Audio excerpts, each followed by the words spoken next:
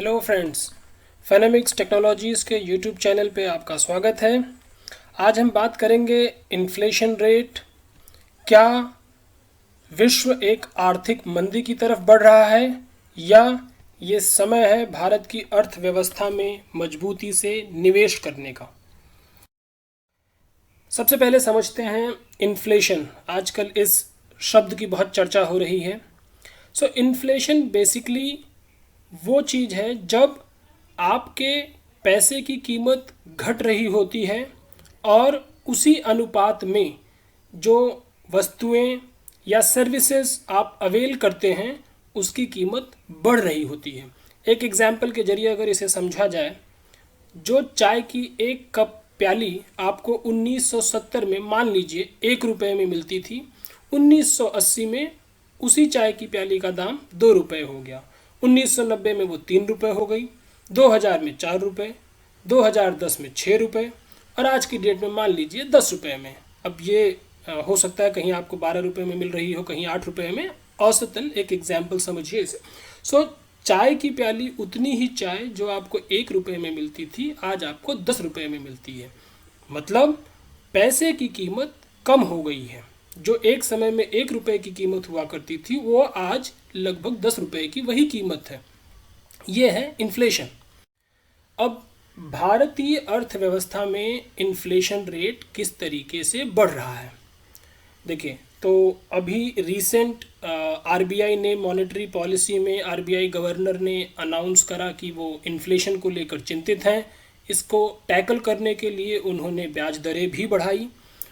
हुआ ये है कि इंडिया का इन्फ्लेशन रेट जो मई के महीने में अपने 8 साल के उच्चतम स्तर पर था, करीब 7.79%, वहाँ से थोड़ा कम होकर 7.04% पे रिपोर्ट हुआ है। हालांकि मार्केट एक्सपेक्ट कर रहा था कहीं ना कहीं कि ये 7.1 का इन्फ्लेशन रेट आरबीआई रिपोर्ट करेगा। उससे बेहतर हुआ है, मतलब 7.04% पे इन्फ्लेशन रेट आया है, जो ठीक है। लेकिन आरबीआई ने यानी भारत के सेंट्रल बैंक ने अपनी जो एक टारगेट रेंज रखी हुई है इन्फ्लेशन रेट को लेके 2% टू 6%, उससे बढ़ा हुआ है। सो इन्फ्लेशन हाई है, आरबीआई चिंतित है, ब्याज दरें बढ़ाई जा रही हैं। खाद्य सामग्री, क्रूड ऑयल, कमोडिटी प्राइसेस, सब में आपको बढ़ोतरी देखने को मिल रही है। क्या ये इन्फ्लेशन रेट और इसे टैकल करने के लिए ब्याज दरों का बढ़ाया जाना हमारी डिमांड प्रॉस्पेक्ट को कम करेगा और हमें आर्थिक मंदी की तरफ ले जाएगा? आइए एक बार नज़र डालते हैं भारत के पिछले 10 साल के इन्फ्लेशन रेट पे। सो आप देखेंगे 2012 में भी इन्फ्लेशन रेट करीब करीब जिन स्तरों पे अभी है इन स्तरों पे रहा हुआ है, 7.5 से 8 के बीच में। 2014-2013 में ये इन्फ्लेशन रेट 12% पे भी रहा है। इसका मतलब अभी जो इन्फ्लेशन रेट है 8% के आसपास, 7%, 7.04 जो अभी लेटेस्ट है, ये 12% से काफ़ी कम है। अगर आप इस चार्ट में देखें तो 2014 से लेके 2020 के बीच में ज़्यादातर समय ये इन्फ्लेशन रेट 4% से 6% के बीच में रहा है। तो अब चूंकि ये 6% से ज़्यादा है, करीब 7%, 8% को टच कर रहा है, तो चिंता का विषय जरूर है। लेकिन ऐसा नहीं है कि ये इन्फ्लेशन रेट भारतीय अर्थव्यवस्था ने पहले नहीं झेला है। तो फिर क्या कारण है इन सारी बातों का और क्यों शेयर मार्केट में उठापटक मची हुई है? देखिए, मुख्य कारण ये है जो अब आपको स्क्रीन पे दिख रहा है। अगर आप कंपेयर करें इंडिया के इन्फ्लेशन रेट को यूएस के इन्फ्लेशन रेट से, तो आप पाएंगे, आपको ये जो नीली रेखा दिख रही है ये भारत का इन्फ्लेशन रेट है। जो ब्लैक कलर की डॉटेड लाइंस हैं ये यूएस का इन्फ्लेशन रेट है। आप देखिए नीली रेखा के लिए आप लेफ़्ट साइड पे आप देखेंगे तो आपको मेजरमेंट्स दिखेगा और यूएस के लिए आप राइट साइड में देखिएगा। सो आप देखेंगे भारत की अर्थव्यवस्था ने 2013 में 12% का इन्फ्लेशन छुआ है और अभी वो करीब करीब 7% के आसपास है। लेकिन यूएस में क्या हो रहा है, यूएस में ज़्यादातर समय इन्फ्लेशन रेट 2% के आसपास रहा है, जो अब उच्चतम स्तर पर है। यानी जो 2% का इन्फ्लेशन होना चाहिए वो 8% से ऊपर है। ये है शेयर बाजार की चिंता का कारण। दूसरा, यूएस के जैसे हमारी आरबीआई मॉनेटरी पॉलिसी लेके आती है, फ्यूचर आउटलुक देती है, वैसे ही यूएस के फेड ने 2 क्वार्टर पहले अपने आउटलुक में ये बताया था कि ये इन्फ्लेशन ट्रांजिटरी है, यानी ये एक क्षणिक इन्फ्लेशन है जो जल्दी ही कंट्रोल में आ जाएगा। लेकिन इस बार के अपने आउटलुक में फेड ने ये माना है कि अब ये इन्फ्लेशन उनके लिए सबसे बड़ा चिंता का कारण है और यूएस का सेंट्रल बैंक इस इन्फ्लेशन रेट को 8% से 2% पर लाना चाहता है। ध्यान रखिए, भारत के लिए ज़रूरी है कि इन्फ्लेशन रेट 7% का 6% या उससे नीचे आ जाए, बट यूएस चाहता है कि जो इन्फ्लेशन रेट अभी 8% पे है उसे 2% पे लाना है। 2% पे लाने के लिए उन्हें बहुत एग्रेसिव रेट हाइक्स करनी होंगी, एक कारण ये। दूसरा, कोविड सिचुएशन में इकोनॉमी को मैनेज करने का सबसे आसान तरीका अपनाया था यूएस की फेड ने, मनी प्रिंटिंग, जिसकी वजह से पिछले 2 सालों में लगातार एक्सेस लिक्विडिटी मार्केट में बनी रही और अब वो बहुत एग्रेसिव तरीके से उस लिक्विडिटी को मार्केट से बाहर खींच रहे हैं। तो ऐसी चीज़ें जब आपका सेंट्रल बैंक जो आउटलुक देता है, बाद में अगर वो उसे रिवाइज करता है तो ये चीज़ें भरोसे को ख़त्म करती हैं और ये चीज़ें मार्केट कभी पसंद नहीं करता है। यही कारण है आप देखेंगे यूएस मार्केट में तेज गिरावट है। इनफैक्ट डाउ जोन्स 30,000 के नीचे ट्रेड कर रहा है, जो कि कोविड से पहले का स्तर हुआ करता था। भारतीय शेयर बाजार अभी भी अपने कोविड के पहले वाले स्तर जो करीब 12,000 के थे उससे ऊपर बने हुए हैं। सो चिंता जरूर है शेयर मार्केट में, लेकिन ये चिंता ज़्यादा यूएस से आ रही है। अगर आप इस ग्राफ को ध्यान से देखें तो आप ये पाएंगे कि भारतीय अर्थव्यवस्था ने फिर भी इस चीज़ को ज़्यादा बेहतर तरीके से मैनेज किया है। एक आपको एक कंपैरिजन दिखाते हैं, inflation rate versus stock market. ये करीब 10 सालों का कंपैरिजन है। आप ध्यान दीजिए, इन्फ्लेशन का अपना एक काम है, एक साइकिल चलती रहती है। आप देखिए, एक समय इन्फ्लेशन 2012 में 10% था, 2013 में 12% हुआ, फिर गिरते गिरते 2015 में वो 4% आ गया और बीच में 2017 और 2019 के आसपास ये इन्फ्लेशन आपको करीब 3% पे भी दिख रहा है और आज ये फिर से बढ़ के 7% पे है। तो इन्फ्लेशन अपनी चाल चल रहा है। शेयर मार्केट पे नज़र डालिए, जो सेंसेक्स आपको 2012 में 20,000 के स्तर पे दिखता था, उस सेंसेक्स ने ये सारी चीज़ें देखी हैं। इन्फ्लेशन देखा है, कोविड देखा है, डिमोनेटाइजेशन देखा है। उसके बाद भी आप अगर इस ग्राफ को देखें तो सेंसेक्स लगातार अपवर्ड ही जाता है। बीच बीच में झटके जरूर आते हैं, लेकिन सेंसेक्स अपवर्ड है और अभी भी 50,000 के ऊपर है। एक चीज़ तो इससे क्लियर कट ये देखने को मिल रही है कि इन सारी चीज़ों का अर्थव्यवस्था पे असर जरूर पड़ता है, लेकिन भारतीय अर्थव्यवस्था मजबूत है, इवेंचुअली इसे ऊपर जाना है। आइए एक नज़र अनएम्प्लॉयमेंट रेट पे भी डाल लेते हैं। जनरली ऐसा होता है कि जब इन्फ्लेशन हाई होता है और ब्याज दरें बढ़ाई जाती हैं, इनपुट कॉस्ट बढ़ी होती है, सो अनएम्प्लॉयमेंट का खतरा बना रहता है। अगर आप इस चार्ट को देखें तो ब्लैक डॉटेड लाइन जो आपको भी दिख रही है, ध्यान से देखिए, कोविड काल में एक समय था जब अनएम्प्लॉयमेंट रेट इंडिया का शूट करके करीब 24-25% पे चला गया था। बीच में 2021 के अंत में भी करीब ये 12% के आसपास का अनएम्प्लॉयमेंट रेट था। अभी 7-8% के आसपास है। और अगर आप एक हॉरिजॉन्टल लाइन देख पा रहे हो, सो ये लगभग यही अनएम्प्लॉयमेंट रेट भारत का रहा है काफ़ी समय से। तो यहाँ कोई समस्या नहीं है। एक बार आइए अब देखा जाए निफ्टी 50 के पी रेशियो को। ये समझना भी इम्पॉर्टेंट है, इसलिए कि कहीं ये इन्फ्लेशन, बढ़ती ब्याज दरें और शेयर मार्केट का पैनिक आपको एक मौका तो नहीं दे रहा है बेहतरीन निवेश करने का।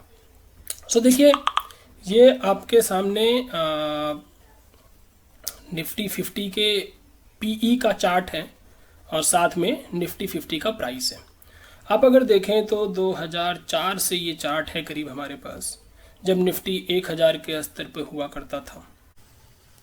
सो इस चार्ट में आप देखिए, जो ब्लू लाइन है वो निफ्टी का पी रेशियो यानी price to earning. So basically Nifty 50 की जो 50 कंपनीज हैं उनका करंट प्राइस जो चल रहा है बनस्पत उनके अर्निंग्स के। और जो पिंक लाइन है ये आपको निफ्टी 50 की उस समय की वैल्यू दिखा रही है।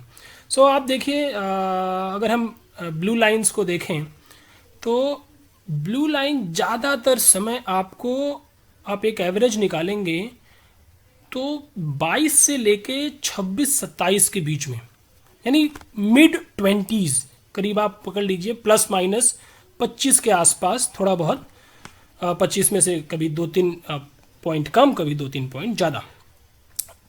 ये एक एवरेज पी रेशियो रहा है निफ्टी 50 का। हाँ, ऐसे समय भी आए हैं जब, जैसे ये पॉइंट देखिए, जहाँ की जब निफ्टी 2008 में क्रैश से पहले 6200 के आसपास ट्रेड कर रहा था, उस समय निफ्टी 50 का पी रेशियो था करीब करीब 28 के आसपास। वहाँ से क्रैश आया और निफ्टी 50 लगभग आप समझिए 6200 के स्तर से 2700 के लेवल पे आ गया, यानी 50% से ज़्यादा की गिरावट हो गई थी। और पी रेशियो जो 28 पे था वो करीब करीब 12 पे आ गया था। फिर निफ्टी ने इन स्तरों पे एक सपोर्ट लिया था, करीब 2700-2600 के आसपास का एक सपोर्ट बना। फिर से निफ्टी में एक रैली आई, जो रैली निफ्टी को फिर उसी 6000 के स्तर के आसपास ले गई और उस समय उसका पी रेशियो 24-25 के आसपास पहुंचा। फिर आप देखिए, थोड़े बहुत कंसोलिडेशन का फेज चला, गिरावट आई, निफ्टी का पी रेशियो फिर से 17-18 के आसपास आया और उसके बाद एक चाल बनी जहां आप देखें तो पी रेशियो 17-16 इससे नीचे नहीं गया है। और इसके बाद धीरे धीरे धीरे धीरे, अगर आप कोविड के टाइम की बात करें तो जब पीक था, जब निफ्टी 12,125 के स्तर पे था फरवरी 10, 2020 को, तब भी निफ्टी का पी रेशियो 28 के आसपास था। 2008 में भी जब गिरावट आई थी तो निफ्टी का पी रेशियो 28 के आसपास था। 2020 में कोविड की जब गिरावट आई तब भी निफ्टी का पी रेशियो देखिए करीब 27-28 के आसपास था।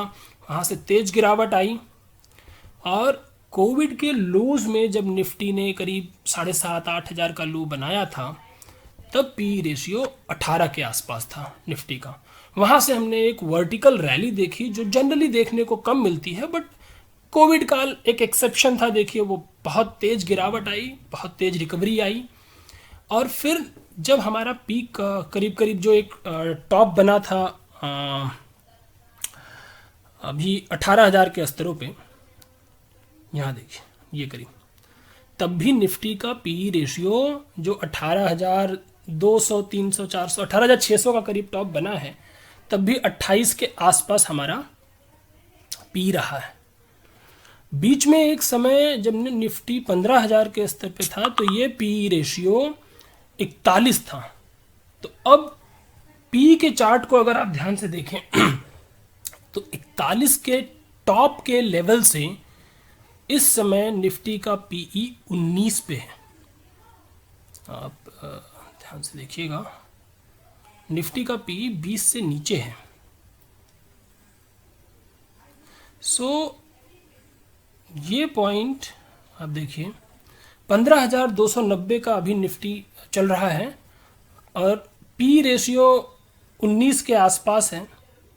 तो ये इशारा करता है कि कहीं ना कहीं प्राइस टू अर्निंग्स के हिसाब से निफ्टी अब एक आकर्षक वैल्यूएशन पे खड़ा है।